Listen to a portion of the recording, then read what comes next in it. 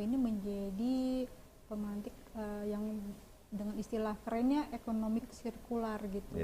Atau kalau yang sekarang mungkin dari teman-teman di dinas koperasi begitu Pak, ada namanya green economy. Green economy, ya betul. Jadi gerakan ekonomi yang mengedepankan nilai-nilai lingkungan hidup seperti itu. Berharapnya memang ke sana Pak. Cuma kendalanya pada saat ini masih, karena kan kami juga masih merintis ya, masih belajar juga, masih harus banyak istilahnya bekerja sama dengan orang-orang yang jauh lebih memiliki kapabilitas keilmuan dan juga sumber daya, terutama sumber daya anggaran sih, untuk membantu yang tadinya baru berupa ide itu menjadi langkah konkret di masyarakat. Ide bisnisnya banyak Pak, bisa jadi kita misalnya memproduksi kompos, baik untuk kebutuhan pribadi rumah tangga ya. Kalau misalnya sekarang ketahanan rumah tangga itu dimulai dari halaman kita, nah itu kegiatan mengompos itu bisa sekali untuk mendukung ketahanan pangan rumah tangga. Terus kalau yang mau dari skala ekonomi, bisa banyak ide-ide lainnya. Yang misalnya sabun yang kita buat itu bisa kalau misalnya ditingkatkan baik kualitas maupun pengemasan yang bagus, saya rasa peluang ekonominya cukup besar. Baik Mbak Uti, jadi ini ada dua produk ya, artinya dari sampah anorganik dan sampah organik yang bisa menjadi pendapatan masyarakat gitu ya. Nah ini saya ada penanggung jawab TPBIS ini. Perpustakaan ini katanya kan tempatnya ilmu gitu ya. Mau ilmu apapun ada di perpustakaan. Nah, ini penanggung jawab TPBIS, transformasi perpustakaan berbasis inklusi sosial. Nah, apakah kira-kira perpustakaan ini mampu nggak membackup ya, backup dari kelompok-kelompok bank sampah ini? Dan kira-kira program apa saja yang setelah dijalankan oleh TPBIS untuk masyarakat Kota Palu? Monggo, Bu Enda. Terima kasih. Untuk kegiatan perpustakaan Kota Palu saat ini sudah sangat luar biasa tentang kegiatan yang berhubungan dengan pelibatan masyarakat, ya. Terutama untuk kegiatan yang bernama transformasi perpustakaan berbasis inklusi sosial. Jadi ada nilai di situ, ada kita memasukkan bahwa kita sebagai agen literasi, Pak.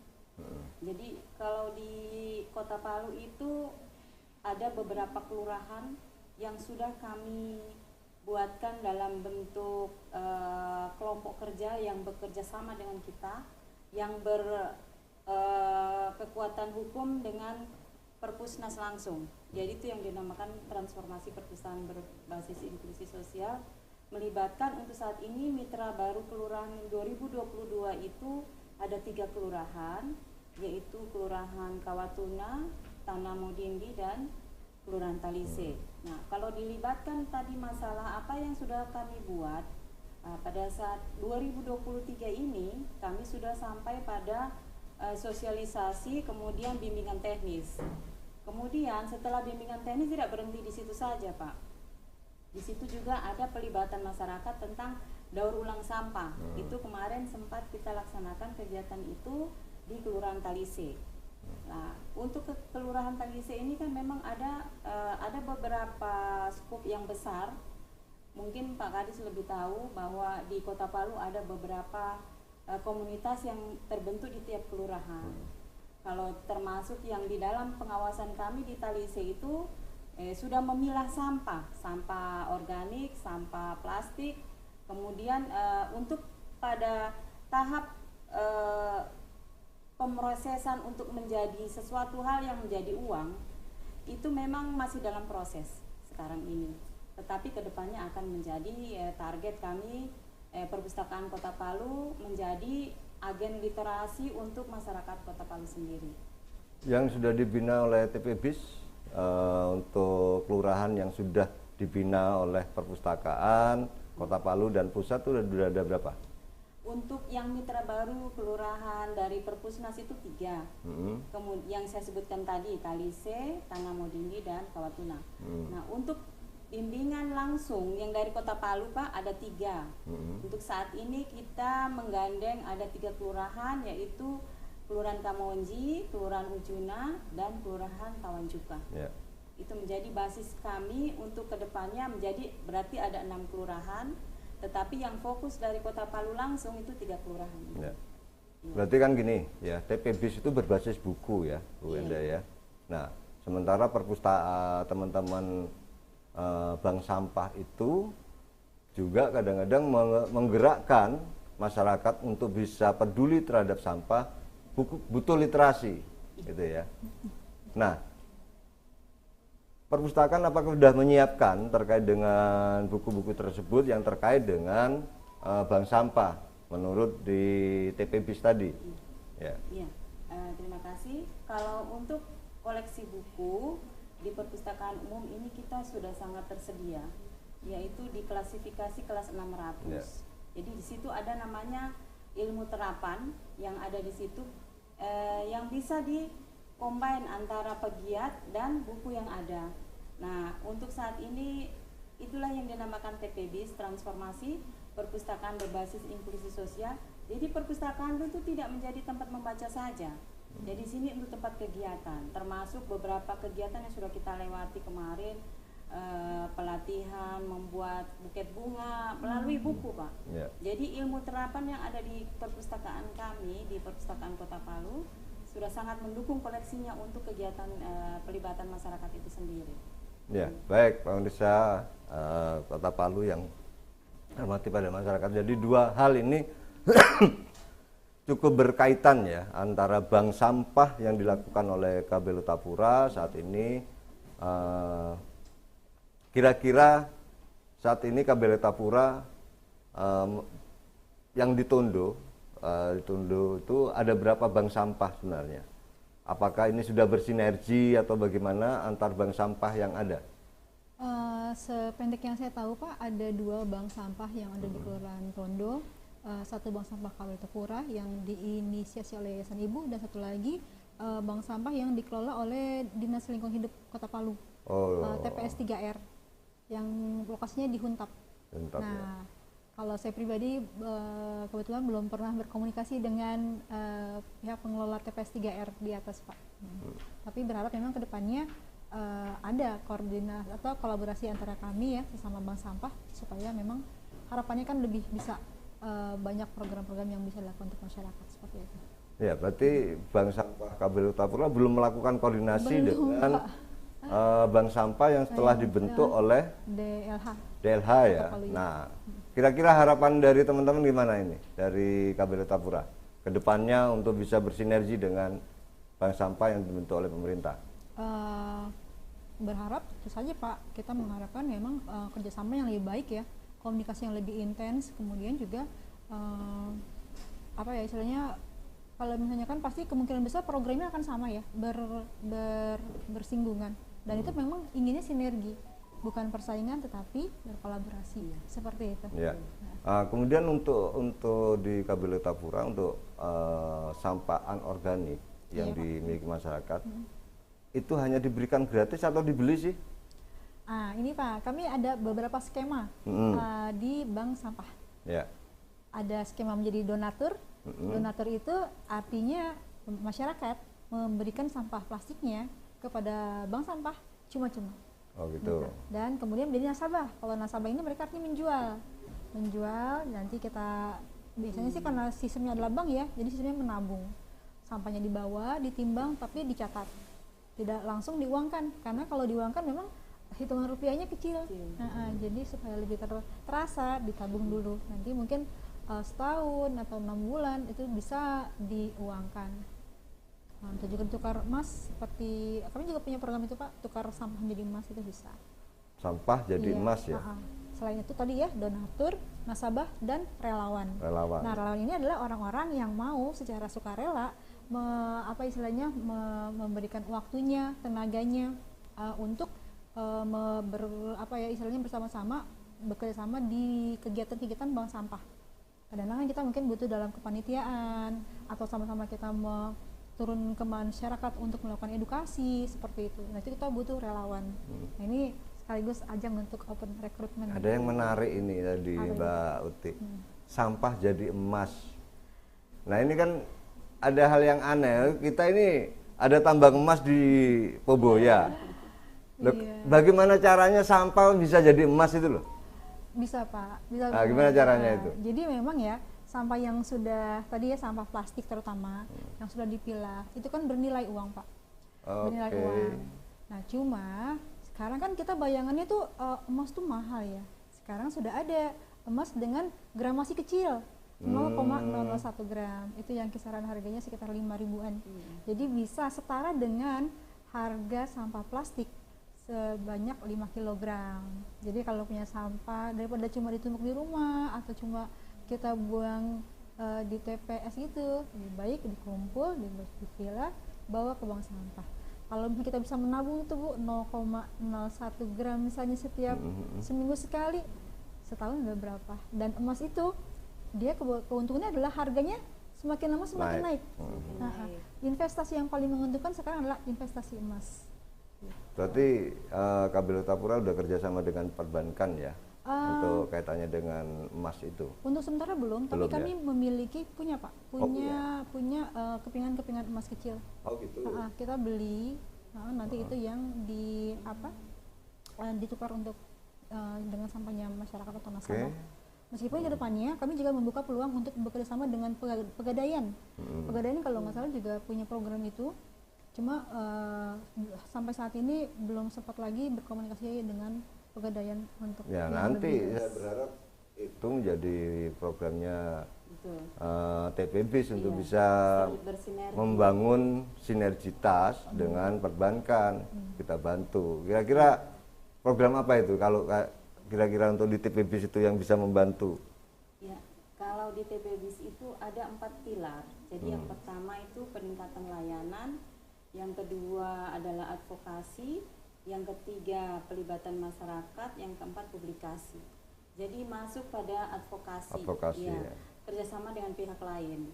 Jadi insya Allah kami sudah bincang-bincang tadi dengan Mbak Uti bahwa Perpustakaan Kota Palu akan bersinergi membuat advokasi tentang pengelolaan sampah dengan Kabel Utapura. Insya Allah kedepannya karena dilihat dari kegiatan-kegiatan yang ada di Perpustakaan Kota Palu itu sangat linier Pak, sangat berpengaruh dan signifikan tentang kegiatan yang dikelola Mbak Uti dengan kegiatan TPBIS kita Perpustakaan Kota Palu. Yang tujuan utamanya adalah satu, yaitu TPBIS itu mensejahterakan masyarakat. Jadi kita sangat bersinergi sekali karena intinya kayak tadi sampah menjadi cuan.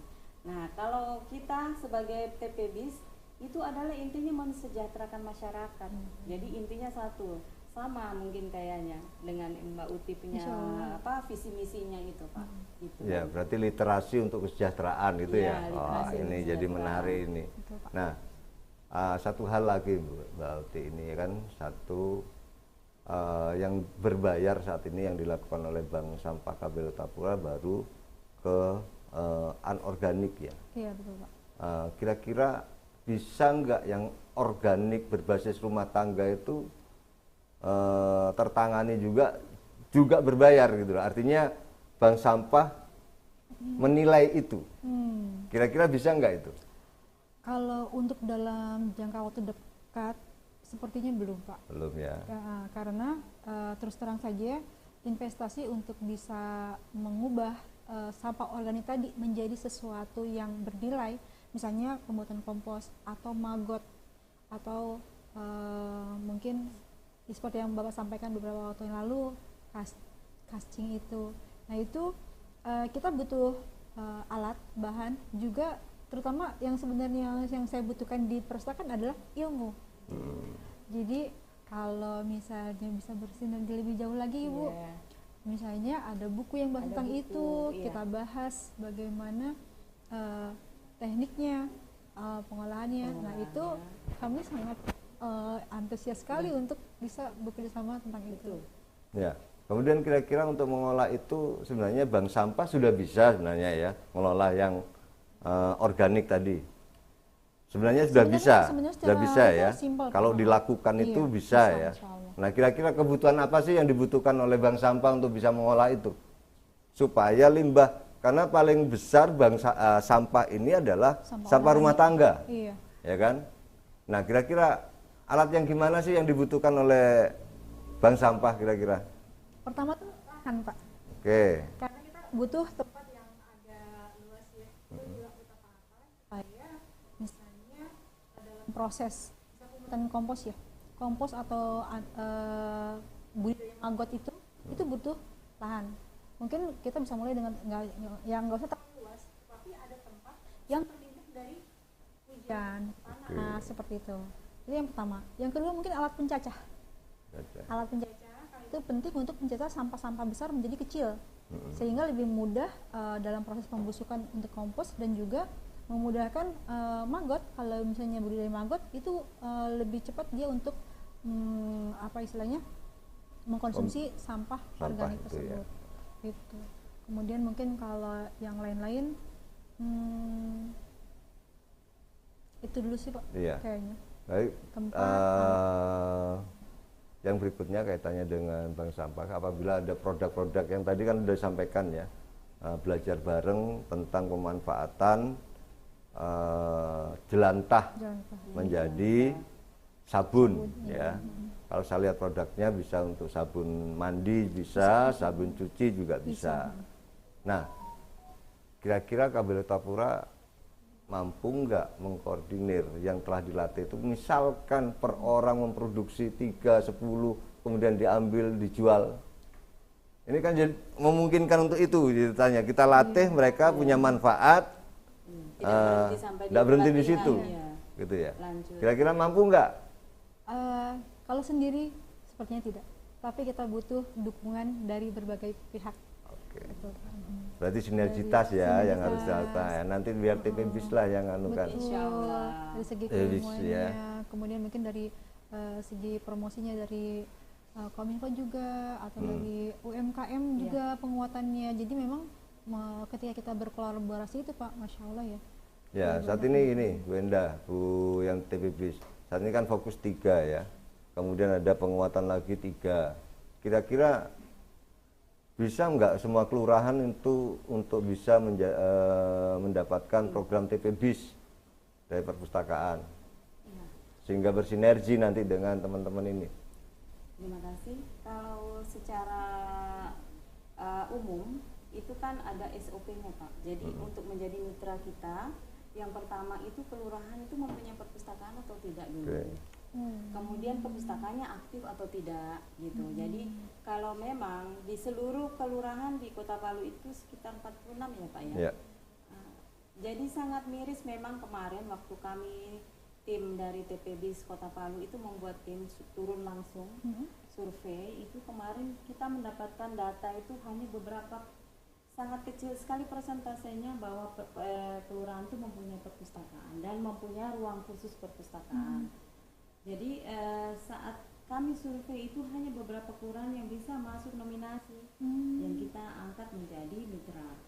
Nah, untuk yang seperti Pak Kadis katakan tadi, bisa Pak, semua 46 itu bisa kita cover semua. Namun ada persyaratannya, harus mempunyai perpustakaan dulu. Tidak berhenti di situ saja, berarti mereka juga harus aktif perpustakaannya dan mempunyai koleksi buku itu Pak.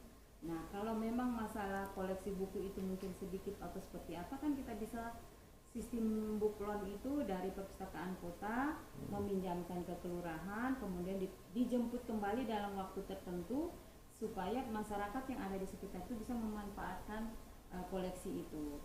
Nah, kemudian saya sambung lagi seperti yang Mbak Uti bilang tadi Pak, yang apakah yang Pak Kadis bilang, apakah bisa yang kita sudah pelatihan itu tidak berhenti di situ saja. Kita menjadi mitra bahwa itu misalnya KBL Tapura bisa menjualkan kembali kan. Nah, itu ada juga di dalam proses kegiatan TPBIS itu yang namanya kita mempunyai rak display di setiap perpustakaan. Termasuk di perpustakaan kota ini kemarin saya sudah sempat memberikan informasi bahwa kalau bisa dari UKM-UKM yang pernah dibina perpustakaan atau komunitas pegiat literasi di Kota Palu dipajang di perpustakaan kota. Nanti kami bertanggung jawab. Misalnya kayak tadi sabun, bisa dipajangkan kalau misalnya harganya cuma 2.000 misalnya kan. Nah, kalau seperti cuma 2.000 kan orang pikir-pikir, oh bolehlah saya mau coba dulu, kan lama-lama akhirnya semua tahu begitu. Jadi mungkin bisa Pak seperti itu. Kita pajang di display kita di Perpustakaan Umum Kota Palu bahwa oh ternyata ada produk pegiat literasi yang sudah dihasilkan melalui pelatihan gitu. Saya pikir mungkin kita bisa jadi duduk bersama untuk membicarakan itu. Jadi saya pikir itu hal yang menarik, dua hal program yang diprogramkan oleh Bapak Wali Kota saat ini, Bank Sampah, dan bisa ditutupi. Saya kira itulah dua hal yang akan kita laksanakan supaya Palu ini semakin mantap bergeraknya untuk penanganan bank sampah gitu ya kan. Nah, closing statement dari masing-masing bank sampah apa yang diharapkan terkait dengan baik untuk di perpustakaan maupun pemerintah Kota Palu untuk perkembangan bank sampah nantinya. Monggo. Kalau dibilang closing statement jadi agak ini, cuma ini saja. Kalau dari saya pribadi mewakili teman-teman di Bank Sampah Kabupaten Tapura ini berharap kedepannya dukungan pemerintah kota. Sebenarnya kan memang ada Pak kendala-kendala yang kami hadapi ya.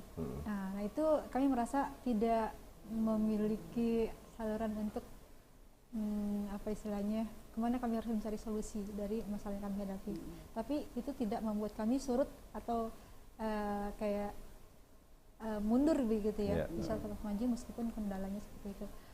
Mungkin berharap dari dinas atau pemerintah Kota Palu lebih mendukung gerakan-gerakannya Bank Sampah Kabupaten Tapura, karena sesungguhnya dalam amanat yang tentang undang-undang lingkungan hidup itu sebenarnya pengelolaan sampah ini merupakan kewajiban pemerintah kota, dan kami di sini kehadiran Bank Sampah sebenarnya membantu seperti itu. Tanggung jawab bersama. Iya betul. Terus kemudian dalam kerjasama dengan perpustakaan, masya Allah ya, bahwa yang tadi disampaikan oleh Bu Endah bahwa kita bergerak dalam ada yang linear, literasi lingkungan itu kedepannya masya Allah bisa lebih lagi ditingkatkan. Terima kasih kepada Pak Kadis yang sudah memberikan masya Allah banyak ruang kemudahan untuk bekerja sama. Betul. Iya. Ya, mungkin closing statement dari penanggung jawab TPBIS. Iya. Kalau di transformasi kami perpustakaan itu kan mengalami perubahan. Jadi perpustakaan itu harus berubah begitu. Jadi intinya kita bisa merubah mindset masyarakat bahwa perpustakaan ini di sini gudangnya, tempatnya kita untuk mencari ilmu. Betul. Jadi statement yang terakhir saya bisa sampaikan, marilah kita bersama-sama menghidupkan literasi di Kota Palu, kemudian kita menjadi agen literasi. Ya, baik. Jadi ini kaitannya dengan pembahasan dua program tadi. Ya, Pak. Ya, closing statementnya Bank Sampah sama. Tapi sebenarnya masih ada satu program lagi sebenarnya, Pak Oti sama Bu Endah, yaitu terkait dengan yang dikembangkan oleh Kominfo. Ya, Kominfo itu Kim. Jadi bagaimana pengelolaan opininya tentang yang ada, yang jelas saat ini kita bermain di bank sampah dengan literasi, ya kan? Nah, kira-kira hal-hal yang seperti itu bisa nggak nanti membentuk kelompok tersendiri yang bisa memberikan kontribusi atau masukan pada pemerintah kota di Kelurahan Tunduk, minimal menginisiasi awal.